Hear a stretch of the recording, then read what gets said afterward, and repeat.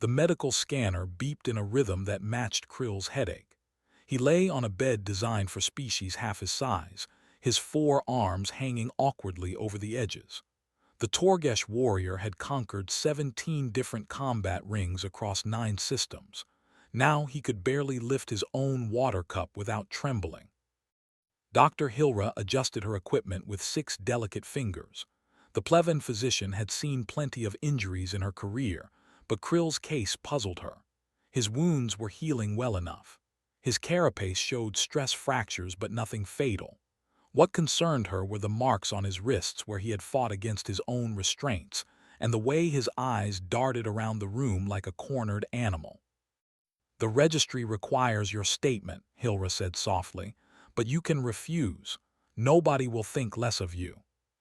Krill made a sound between a laugh and a growl. "They already think less of me, the undefeated Torgesh champion, hospitalized by a freight worker."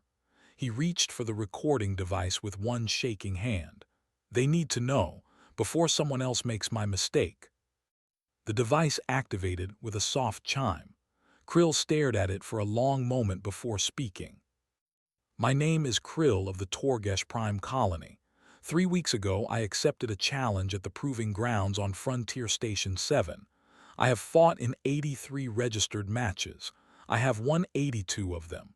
He paused. "This is the story of my 83rd fight." Frontier Station 7 existed at the edge of mapped space, where different species came to trade, work, and sometimes settle disputes. The Proving Grounds served as a legal alternative to actual violence. Registered matches, medical staff on standby, rules enforced by neutral observers. Krill had used the arena a dozen times to prove Torgesh superiority over aggressive rivals. The day started like any other victory. Krill entered through the competitor's entrance, his armored body gleaming under the artificial lights. The crowd recognized him immediately. Cheers and jeers mixed together. Some species respected strength, others resented it. Krill cared about neither. He came to fight, win, and move on. His opponent was already in the ring when Krill emerged. The human stood maybe 2/3 of Krill's height. No natural armor, no visible weapons, no enhanced features. He wore simple work clothes, the kind freight handlers used. His name tag still hung from his chest. Ben Reeves, according to the stitched letters. Krill had fought humans before, twice. Both times ended quickly. Humans relied on tools and technology. Strip those away and they became soft, weak things. This Ben person didn't even look like a trained fighter. His shoulders were broad from manual labor, but his stance seemed casual, almost relaxed. "You can withdraw," Krill said as he approached the center of the ring. "I have no quarrel with freight workers." Ben rolled his shoulders, loosening muscles. "I have a quarrel with bullies. You hurt a friend of mine last month, a Vin trader who couldn't pay your protection fee." Krill remembered. The small Vin had talked too much, complained too loudly. A quick beating had solved the problem. Business, nothing personal. "It got personal when you broke both his arms," Ben said quietly. "He's still in therapy, can't work, can't feed his family." The referee, a neutral Kixar administrator, called for ready positions. Krill dropped into his combat stance, all 4 arms spread, weight balanced. Ben simply raised his hands in a loose guard. The starting bell rang. Krill expected the human to retreat, to circle, to look for an opening. Instead, Ben walked straight toward him. Not running, not charging, just walking with steady, measured steps. The confidence confused Krill for a heartbeat. Then instinct took over. He struck with his upper right arm, a jab meant to test reflexes. Ben's head moved just enough. The fist passed through empty air. Krill followed with his lower left, a body shot that should have connected. Ben twisted, and suddenly he was inside Krill's guard, too close for the longer arms to be effective. The human's elbow cracked into Krill's lower rib plates. Not hard enough to break through armor, but hard enough to hurt. Krill backpedaled, swinging with all 4 arms in a pattern that had dropped larger opponents. Ben ducked under the first 2, deflected the third with his forearm, and caught the fourth at the wrist. For a moment they stood locked, human hand gripping Torgesh's wrist. Krill outweighed Ben by at least 80 kilos. He pulled, expecting to yank the human off balance. Instead, Ben moved with the pull, adding his own momentum, twisting. Krill felt his shoulder joint protest as his own strength worked against him. He released and jumped back, reassessing. The crowd's noise faded to background static. This human fought differently than the others. No wasted movement. Every action led to the next. Fighting humans before had been like fighting children playing at combat. This felt like fighting something that had survived by fighting. Krill charged, using his mass advantage. Ben didn't try to meet the charge or avoid it. He angled to Krill's left, and as the Torgesh warrior rushed past, something hard struck the back of Krill's knee. He stumbled, caught himself, turned. Ben stood with the same relaxed posture, hands up, breathing steady. "Do you yield?" he asked. The question ignited rage in Krill's chest. Yield? To this soft-bodied creature? The insult burned worse than any injury. He roared, a sound that made several species in the crowd cover their ears, and launched himself at the human with everything he had. Ben's expression didn't change. He simply shifted his weight, set his feet, and waited. That was when Krill realized his mistake. This wasn't a fight. This was a lesson, and he was the student. Dr. Hilra paused the recording when Krill's vital signs spiked. The monitors showed his heart rate climbing, stress hormones flooding his system. Just remembering the fight triggered his body's panic response. "We can stop," she offered. "Come back tomorrow." Krill shook his head, all four arms trembling. "No, others need to hear this, before they make the same mistake." He reached for the water cup, managed to drink without spilling, and reactivated the recording. "I thought rage would be enough," he continued. "The Torgesh berserker state has ended fights in seconds. Our species evolved it for survival. When threatened, we become stronger, faster, immune to pain. I triggered it fully for the first time in 5 years." The memory played behind his eyes like a vid recording. His vision had tunneled, focusing only on the human. His muscles had flooded with combat chemicals. Every injury, every frustration, every moment of confusion had transformed into pure aggression. He had stopped thinking and started destroying. Ben had watched him transform without fear. That should have been the second warning. Every species that saw a Torgesh enter berserker rage either ran or died. This human just adjusted his stance slightly and kept breathing steadily. Krill had attacked like a storm. 4 arms striking in patterns drilled into him since childhood.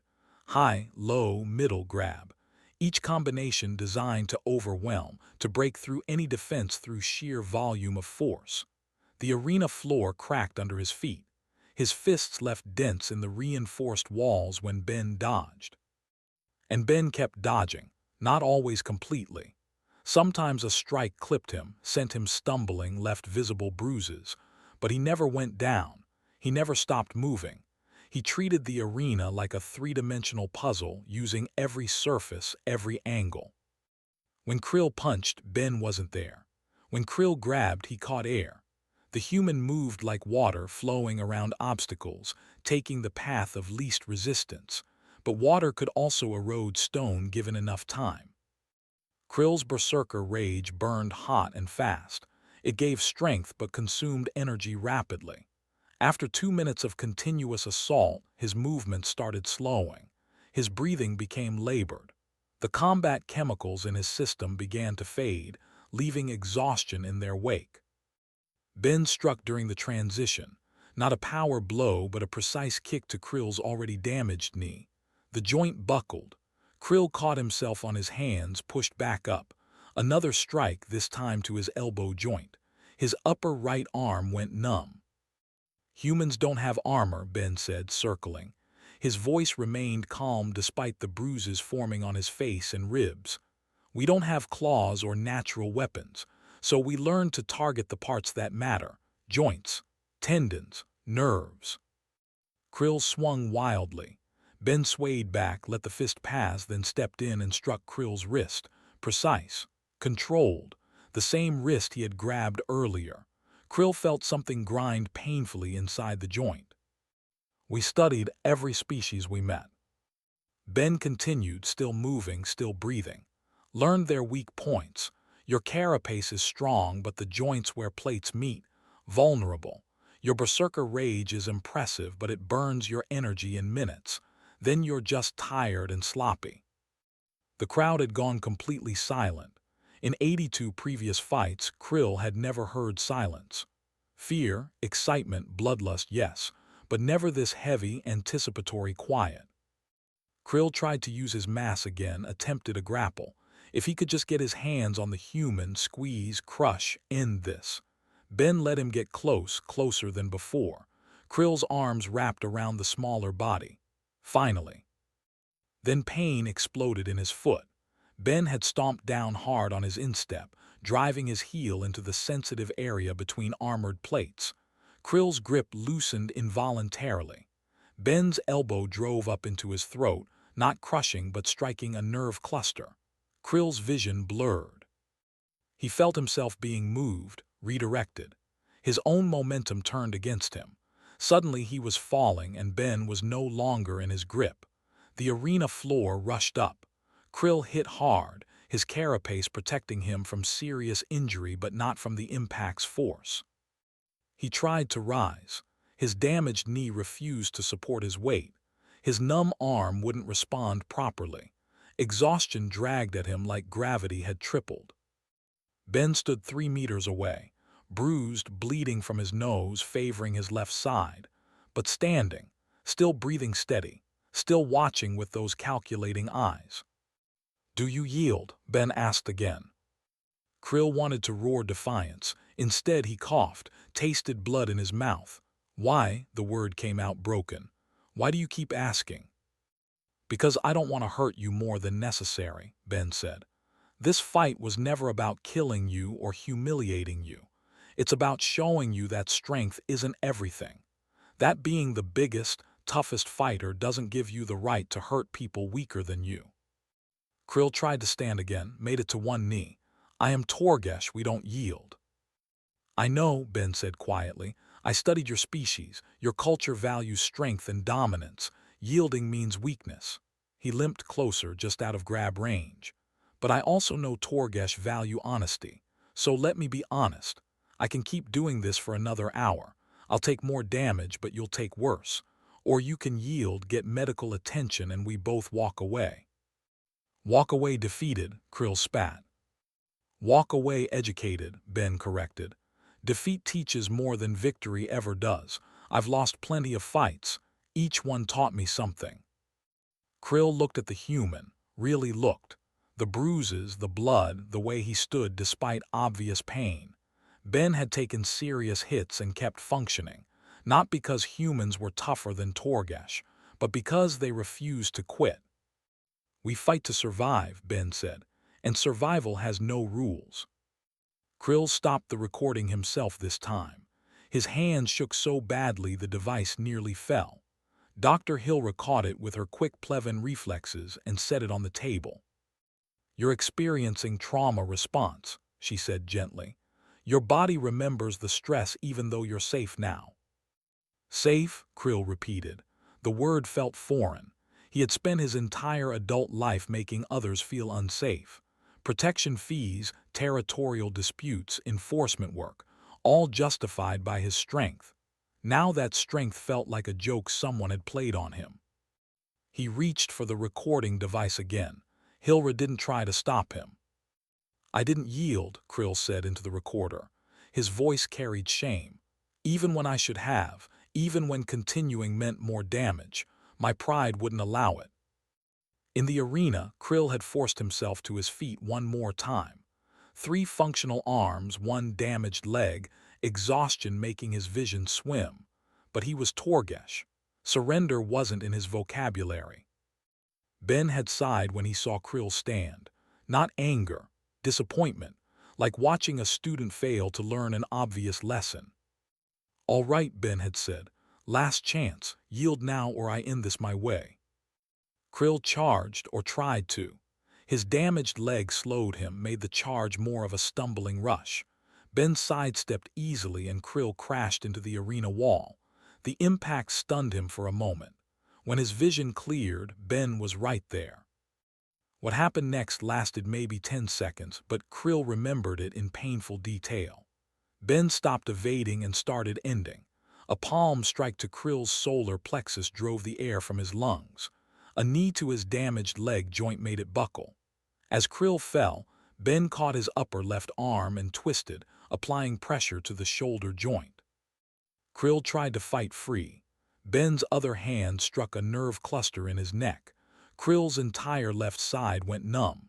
He collapsed completely, his functioning arms unable to support his weight. Ben released him and stepped back. The human was breathing hard now, wincing with each breath, probably cracked ribs. Blood from his nose had stopped but dried in dark streaks. He looked like he had been in a serious fight. Krill looked worse. He lay on the arena floor, unable to rise, unable to continue, defeated. "Yield," Ben said. Not a question this time, a statement. Krill wanted to refuse. His pride screamed at him to resist, to fight until unconsciousness took him. But something else spoke louder.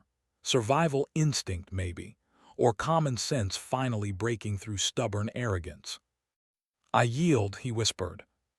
The crowd erupted, not in celebration of Krill's defeat, but in shock. The medical team rushed in immediately, as protocol required. Ben waved them toward Krill first. "Him first," Ben insisted. "He took more damage." Even in defeat, even in pain, that surprised Krill. Victors didn't show concern for defeated opponents. They celebrated, boasted, claimed their prize. Ben just stood there, bleeding and bruised, making sure Krill received treatment. The medical team worked quickly.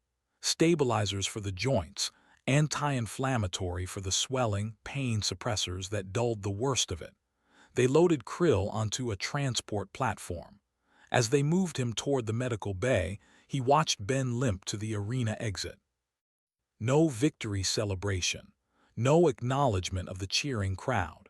The human simply collected his belongings from a locker and headed back toward the freight docks, like the fight had been a minor interruption to his work shift. "Wait," Krill had called out. His voice barely carried over the crowd noise. Ben stopped, looked back. "Why?" Krill asked. "Why fight me at all? The Vin traitor, what is he to you?"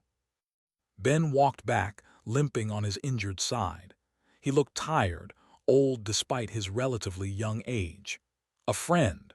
Someone who helped me when I first arrived at this station. Someone who didn't deserve to be hurt just because he couldn't pay protection money to a bully." "I'm not a bully," Krill protested. "I'm a warrior." "You're both," Ben said bluntly. "Being good at fighting doesn't make you a warrior. It makes you dangerous. Warriors protect. Bullies hurt the weak and call it strength." The words hit harder than any physical blow. Krill had built his entire identity around being a warrior. Honorable combat, testing himself against worthy opponents.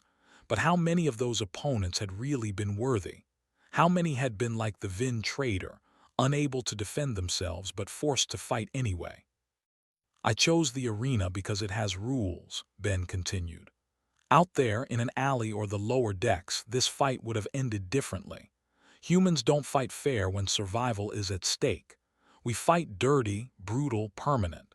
But here, with witnesses and medical staff, I could make my point without killing you." "What point?" Krill demanded. "That strength without wisdom is just violence. That winning every fight doesn't make you right. That maybe, just maybe, there are better ways to live than hurting people weaker than yourself." Ben nodded to the medical team and walked away. Krill watched him disappear into the crowd, just another worker returning to his shift.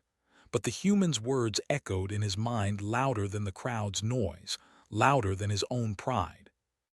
"I spent 3 days in the medical bay," Krill told the recorder in the present. "They fixed my joints, healed my injuries, restored my physical strength. But I couldn't stop thinking about what he said, about the difference between warriors and bullies, about strength and wisdom. Dr. Hilra made a note on her datapad. Is that when you started the research? Krill nodded. I needed to understand, needed to know what kind of species could do that, could win a fight and show mercy, could be so fragile yet so dangerous. He reached for the recorder again. That's when I learned the truth about humans. The research consumed Krill during his recovery. Dr. Hilra provided access to the station's database. Thinking it would help him process the experience, she didn't realize it would transform him. Earth, Krill said into the recorder, his voice carrying a mix of horror and respect. I thought I understood dangerous worlds. The Torgesh homeworld has predators that hunt in packs, storms that can strip flesh from bone, gravity that crushes most species. We evolved strong because we had to be. He paused, drinking more water. His hands still shook but less than before. Earth makes our homeworld look comfortable. I found records of their evolution, their history. Humans didn't evolve as apex predators. They were prey, hunted by creatures stronger, faster, better armed, but they survived anyway. The database had shown him images of Earth's predators. Animals with teeth longer than his fingers, cats that could crush skulls with their jaws, bears that outweighed 3 Torgesh combined. Humans had no natural defenses against these creatures. No armor, no claws, no venom, just intelligence and stubbornness. Persistence hunting, Krill explained to the recorder. Humans would chase prey for hours, sometimes days, not fast enough to catch them in a sprint, but never stopping, never giving up. They would follow until the prey collapsed from exhaustion. Then they would kill it with rocks and sharpened sticks. That explained Ben's fighting style. Not overwhelming force, but relentless pressure, waiting for mistakes, conserving energy, letting opponents burn themselves out. Thousands of years of evolution had hardwired that strategy into human behavior. But the hunting was just the beginning. Krill had discovered human history, and it had horrified him. They fought each other, he said quietly. Not territorial disputes or honor duels, actual wars. Millions of humans fighting millions of other humans. They created weapons specifically designed to kill their own species more efficiently. Bombs that could destroy entire cities. Poisons that could wipe out populations. They studied war like we study art. Dr. Hilra listened from her station, her expression unreadable. She had treated human patients before but never studied their history in depth.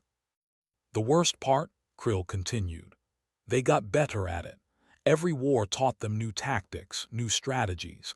They learned from their mistakes and applied those lessons to the next conflict. Fighting humans isn't fighting an individual. It's fighting thousands of years of accumulated combat experience. He had found records of human military doctrine, combined arms tactics, psychological warfare, strategic deception. Humans didn't just fight, they created entire sciences around fighting. They wrote books about it, established schools, passed knowledge down through generations. Ben had been a soldier. Krill discovered that from public records. Human peacekeeping forces, they called them. Soldiers trained to stop conflicts, to protect the weak, to enforce order. Ben had served for 12 years in various war zones across human space. I requested a meeting with him, Krill said. The medical staff thought it was a bad idea. Trauma response, they said, seeking closure from my attacker, but I needed to know more. Ben had agreed to meet at a neutral location, a small cafe in the station's commercial district. He arrived in his work clothes again, still carrying that same casual demeanor. The bruises from their fight had faded but not disappeared. They sat across from each other, predator and prey, warrior and worker. Except Krill no longer knew which was which. You looked me up, Ben said. It wasn't a question. I needed to understand, Krill replied. Your species, your history, how you could be so fragile yet so dangerous. Ben nodded slowly. Most species figure that out eventually, usually after they try to invade a human colony or attack human shipping. We look weak, so they think we'll be easy targets." He smiled, but there was no humor in it. "They learn different." "Why show mercy?" Krill asked. "In the arena, you could have ended it permanently, made an example of me." "Because mercy is a choice," Ben said. "Any idiot can kill. That's easy. The hard part is knowing when not to kill, when to give someone a chance to change." He ordered something called coffee, a stimulant drink that smelled bitter. Krill declined anything. His stomach still felt uncertain. "I fought in 3 human wars," Ben continued. "Human versus human conflicts over resources, territory, ideology. You want to see real horror? Watch humans fight each other. We know every weakness, every tactic, every psychological trigger. There's no mercy in those fights because both sides understand exactly how dangerous the other is." "Then why come here?" Krill asked. "Why work on a frontier station loading freight?" "Because I got tired of fighting," Ben said simply. "Tired of killing, tired of watching friends die. I came out here to find peace, do simple work, live quietly." His expression hardened. "But I won't stand by while bullies hurt people who can't defend themselves. That's not peace. That's cowardice." They talked for 2 hours. Ben explained human military strategy, the philosophy behind their combat training, the psychological aspects of warfare. He didn't boast or threaten. He simply stated facts, answered questions, treated Krill like a student instead of a defeated enemy. "You want to know the real secret?" Ben asked as they prepared to leave. "Why humans are so dangerous?" Krill leaned forward. "We remember everything," Ben said. "Every defeat, every victory, every mistake. We record it, study it, teach it to the next generation. You fought me, but you really fought every human who ever taught me anything about combat. Every instructor, every fellow soldier, every enemy who showed me a new technique before I killed them. I'm not special. I'm just the current version of thousands of years of human experience." He stood, tossed some credits on the table for his coffee. "The fight in the arena, that wasn't me beating you. That was human history beating you, and history always wins." Dr. Hilra finally interrupted when Krill's vital signs showed something unexpected. Not stress this time, but determination. His heart's beat steadier, his breathing regulated. The trauma response was fading, replaced by something else. Purpose. "You changed after that meeting," Hilra observed. Krill nodded. "I realized I had been living wrong, fighting for the wrong reasons, hurting people who didn't deserve it, calling it honor when it was just violence." He continued the recording with clearer eyes. "Ben offered me something I never expected, training. Not to make me human, but to teach me what he knew about real combat, real protection, real strength. I thought he was joking at first. But Ben had been completely serious. He explained that strength wasted was strength lost, that Krill had natural advantages, physical capabilities most humans would never match. But without wisdom to guide that strength, it only caused harm.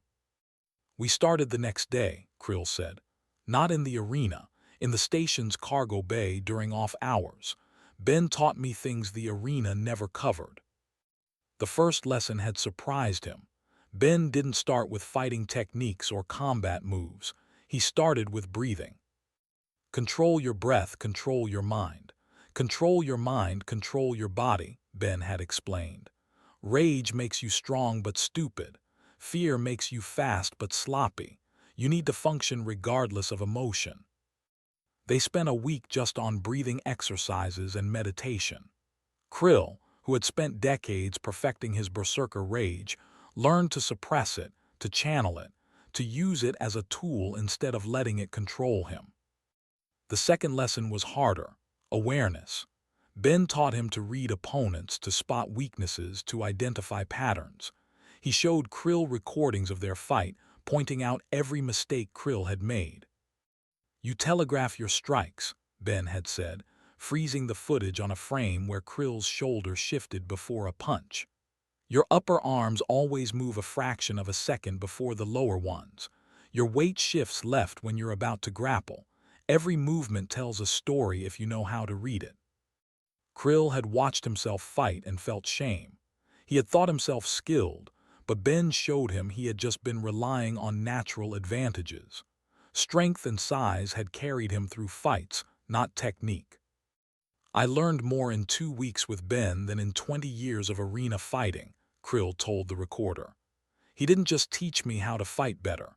He taught me why to fight, when to fight, and most importantly, when not to fight. They trained every day. Ben's methods were brutal in their own way, not physically punishing but mentally exhausting. He made Krill think through every action, justify every decision, explain every choice. Why target the knee instead of the head? Ben would ask. The head is armored. The knee is a joint vulnerable, Krill would answer. Wrong. The knee is vulnerable, yes, but you target it to control movement. Take away mobility and you control the fight. Thinking about damage is basic. Thinking about control is advanced. Other humans joined their training sessions eventually. Station security officers, freight workers who wanted to defend themselves, even some civilians curious about human combat methods. Ben taught them all, adjusting his lessons for different species and body types. Krill became his assistant, demonstrating techniques for Torgesh physiology, helping adapt human methods to four-armed combat. It felt strange at first, learning from the being he had lost to. But the more he learned, the more he understood how little he had actually known. Ben introduced me to other human concepts, Krill said.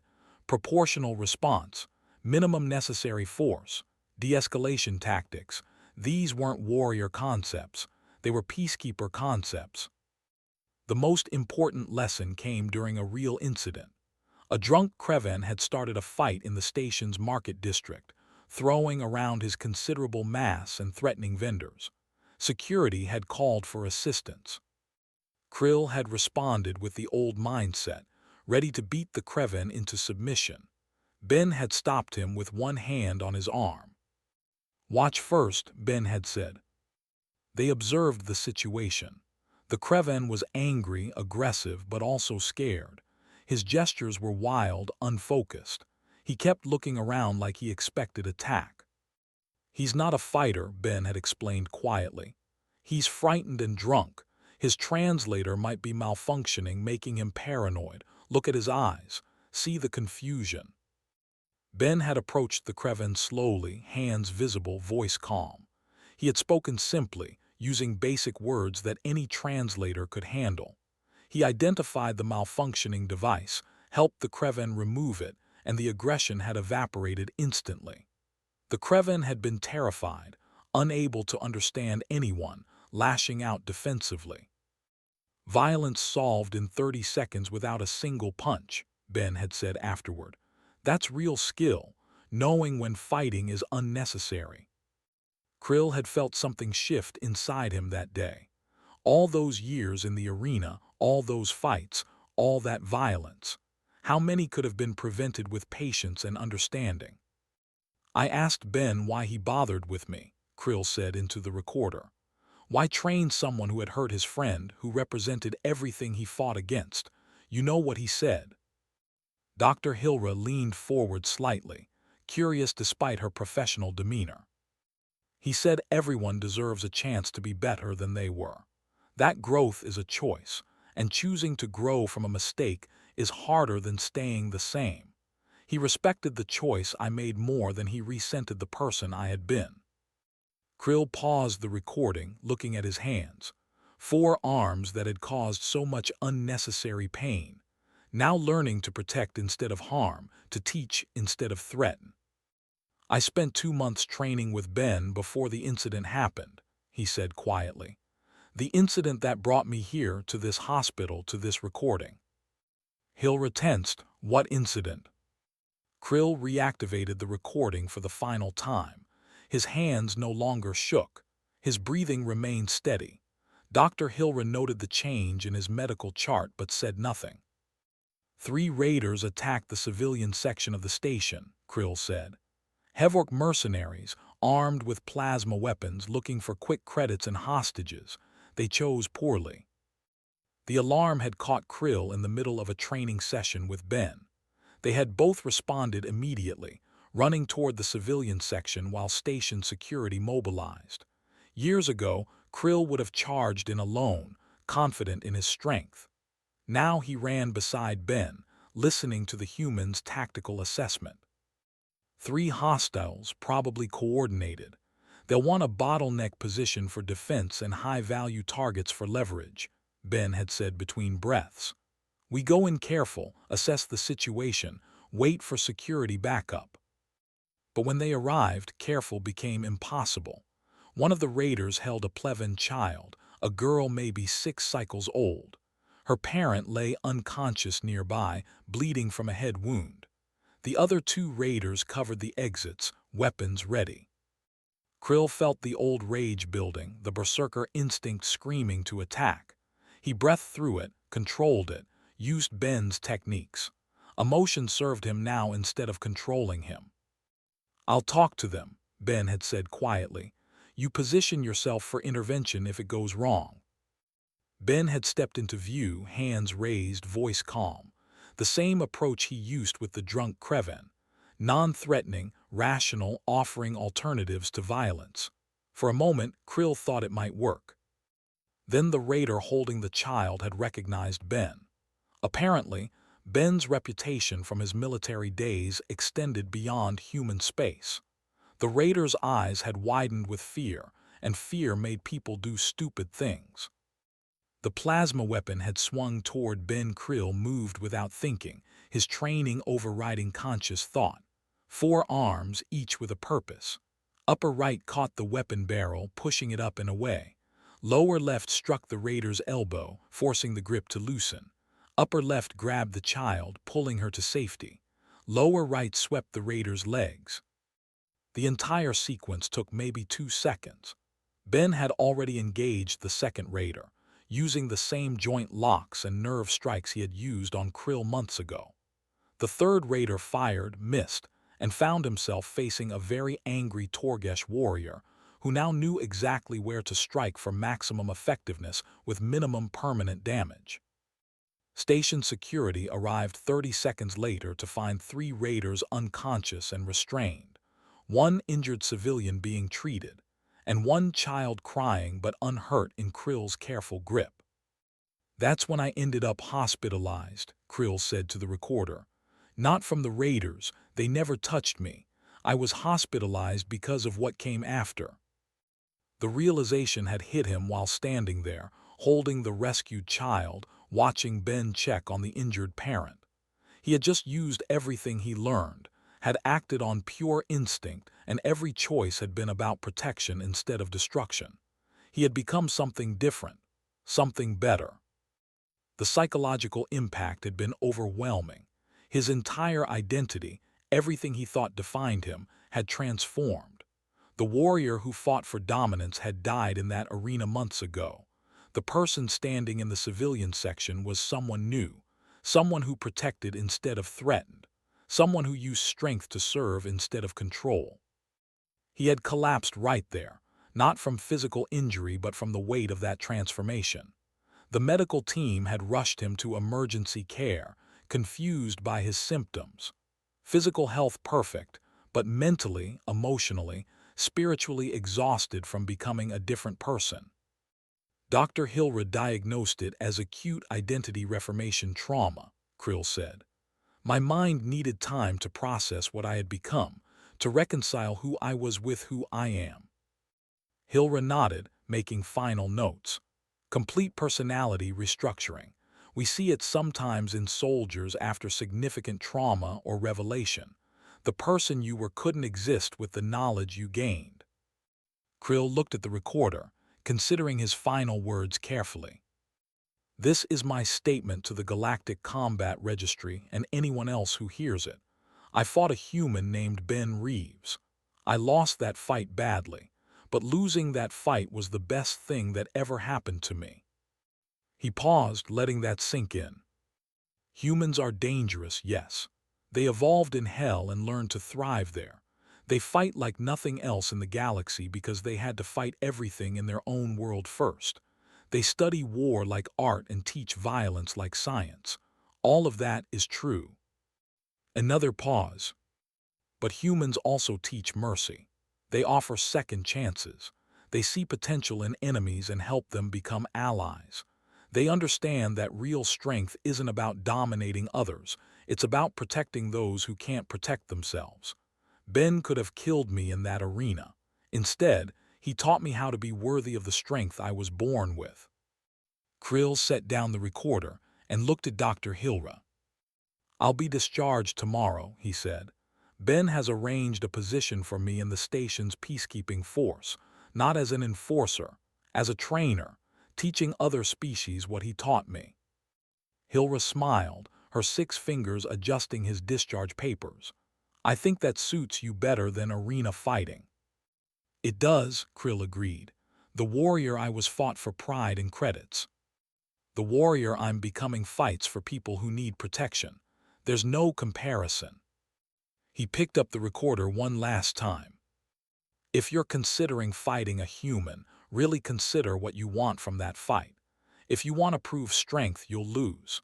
If you want to dominate, you'll fail. If you want to learn, to grow, to become better than you are, then maybe losing to a human is exactly what you need." Krill smiled, showing teeth that had once been weapons, now tools of a different trade. "I fought a human, now I'm hospitalized, and honestly I've never been healthier." He ended the recording and handed it to Hilra for transmission to the registry. Tomorrow he would start his new life. Today, he was just grateful for the one he nearly lost and the one he gained. Outside his window, the station continued its daily rhythm. In the freight bay, Ben was probably loading cargo, training students, or helping someone who needed it. Just another human doing what humans did best. Surviving, teaching, making the galaxy a little better than they found it.